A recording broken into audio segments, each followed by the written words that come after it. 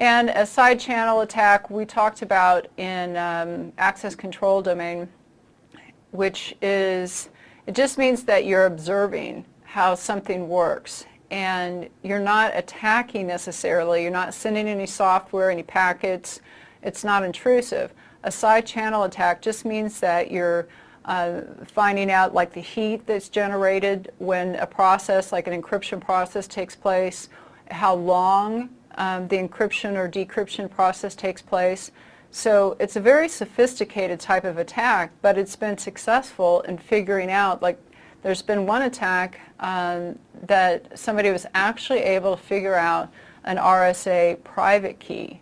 So side channel isn't just for encryption. We looked at side channel attacks when we were talking about smart cards, and again, it's just observing how something works, the emissions that it releases, how long something takes place. You're just observing to be able to deduce or infer what it is that you're after. And in cryptography, what you're usually after is that key.